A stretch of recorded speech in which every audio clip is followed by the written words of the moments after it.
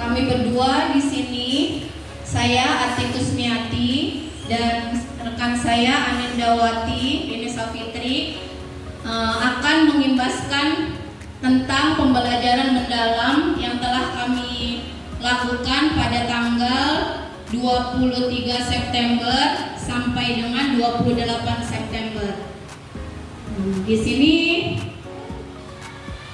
saya dan teman saya membutuhkan minta waktu ya Bapak Ibu semuanya atas kesediaannya berada di sini. Ya, tidak panjang lebar, langsung saja ya Bapak Ibu, kita langsung menuju ke pembelajaran mendalam, yaitu menuju pendidikan bermutu untuk semuanya. Ya, untuk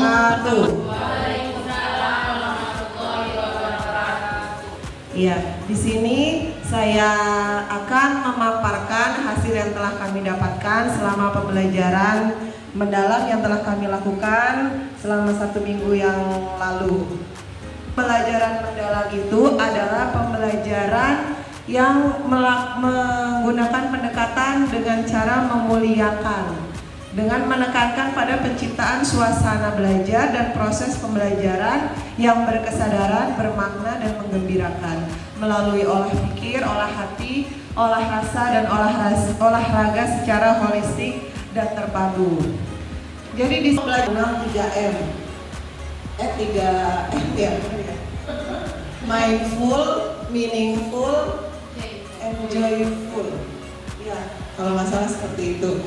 Berkesadaran, di sini berkesadaran adalah kita membuat murid itu benar-benar merasakan kalau dia itu ingin belajar. Jadi sebelum mulai pembelajaran harus disiapkan dulu kesiapan mereka.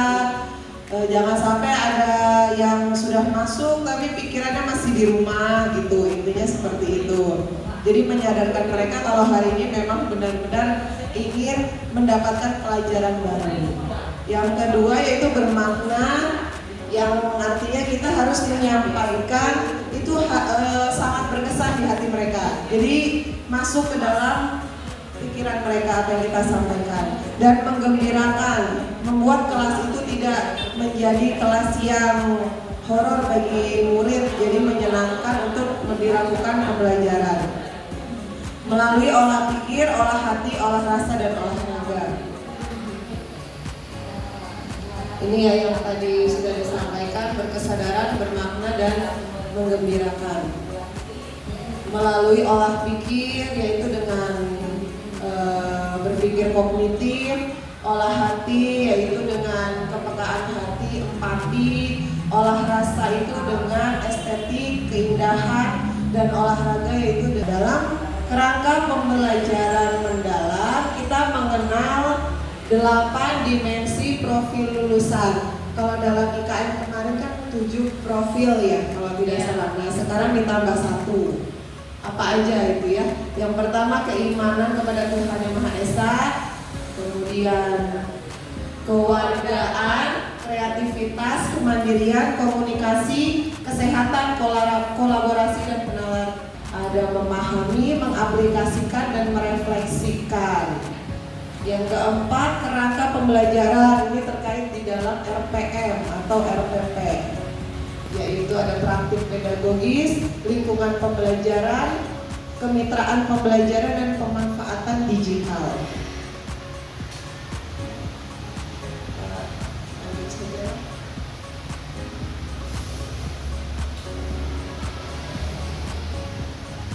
Nah ini pengalaman belajar, memahami, mengaplikasikan, merefleksi. Jadi dalam tahap memahami ini kita membuat peserta didik memahami segala konsep dan materi yang akan disampaikan, kemudian mengaplikasikan ya langsung dipraktekkan dan merefleksikan, yaitu sebagai asesmen atau umpan balik.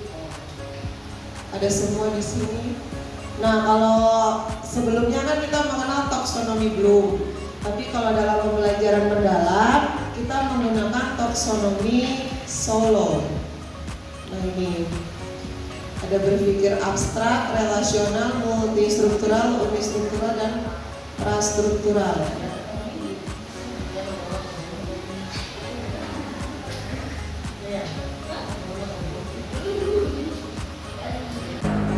yang selanjutnya akan dilanjutkan Bu Aktif. Oke, di sini saya akan menjelaskan tentang kerangka pembelajaran. Yang pertama ada praktik pedagogis. Apa itu praktek pedagogis? Bisa dibaca ya. Coba Butian. Baca Butian. Itu mic-nya satu lagi bawah itu. Praktek pedagogis yaitu strategi mengajar yang dipilih guru untuk mencapai tujuan belajar dalam mencapai dimensi lulusan. Ini untuk mewujudkan pembelajaran dalam grup fokus pada pengalaman belajar, peserta didik yang otentik, mengutamakan praktik nyata, mendorong keterampilan berpikir tingkat tinggi dan kolaborasi. Terima kasih. Lanjut ada apa itu kemitraan pembelajaran?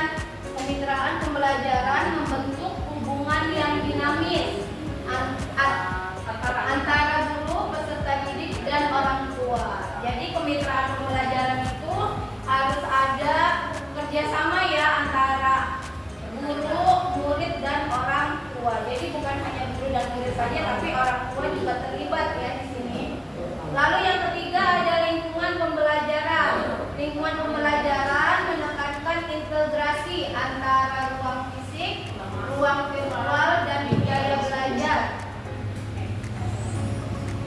Untuk mendukung pembelajaran mendalam, ruang fisik dan virtual dirancang fleksibel sebagai tempat yang mendorong kolaborasi, refleksi, eksplorasi, dan berbagai ide, sehingga dapat mengakomodasi berbagai gaya belajar peserta didik dengan optimal.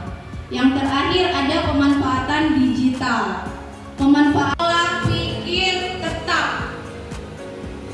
Artinya kita PPB ya, pola pikir bertumbuh ya. Jadi yang tadinya misalnya gurunya kurang aktif, jadi harus banyak belajar, lebih kreatif, inovatif. Itu kalau PPB, pola pikir bertumbuh. Tapi selama ini kita apa? Di kelas ya, tetap ya, diam aja ya. Ada yang gitu enggak ya?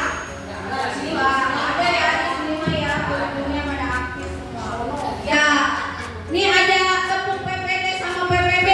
Ayo semuanya berdiri. Ayo. Ini ya, tepuk PPD. Tidak mau, tidak bisa, ya sudahlah.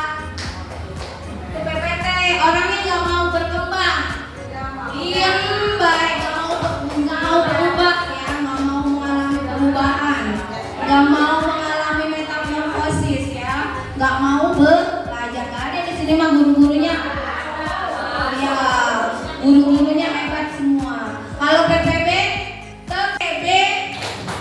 bukan tidak, tapi belum, coba lagi. Jadi orang yang mengalami pola pikir bertumbuh tuh selalu mencoba hal-hal baru. Begitu ya. Ya, silakan duduk kembali.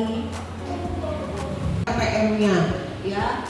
Seperti contoh atau seperti RPM yang telah kita buat selama ini sebetulnya. Cuma ditambah sedikit-sedikit. Yang pertama sama, yaitu ada di identifikasi peserta didik, identifikasi materi pelajaran, identitas, ada dimensi profil lulusan, kemudian ada CP-nya, capaian pembelajaran, ada topiknya, tujuan pembelajaran. Nah, di sini yang ditambahkan kalau di PM, praktik pedagogis, mitra pembelajaran, lingkungan pembelajaran, dan pemanfaatan digital. Jadi itu yang ditambahkan di dalam RPM, dalam kerangka pembelajaran. Jadi kalau praktik pedagogis itu dijelaskan pembelajarannya melalui apa. Sebetulnya sama sih, nggak ada juga ya di RPP, namanya aja yang beda. Seperti problem based learning, terus kemudian banyak ya dengan cara yang lain. Mitra pembelajaran, misalnya dalam pembelajaran tertentu, materi pembelajaran tertentu berkaitan dengan apa, kalau IPAS dengan kebun sekolah, taman sekolah, atau petugas kebersihan dan yang lainnya. Itu mitra pembelajaran. Kalau lingkungan pelajaran terkait dengan lingkungan sekolah, apa yang digunakan, pemanfaatan digital yang menggunakan video, menggunakan aplikasi AI atau yang lainnya. Ini yang ditambahkan. Langkah-langkah pembelajarannya juga sama, dimulai dari kegiatan pembuka. Nah, awal ya di sini. Jadi kalau dalam PM itu nanti dijelaskan prinsip pembelajarannya itu ditambahkan, mau berkesadaran, bermakna, menggembirakan, tiga-tiganya dituliskan tidak apa-apa, itu lebih baik. Kalau 2 pun ya tidak masalah. Kalau 1 jangan ya, terlalu sedikit.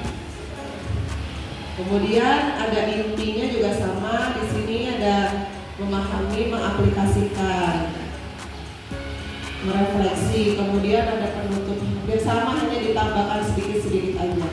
Kemudian asesmen pembelajaran juga ada, asesmen pada awal, pada proses, dan pada akhir pembelajaran.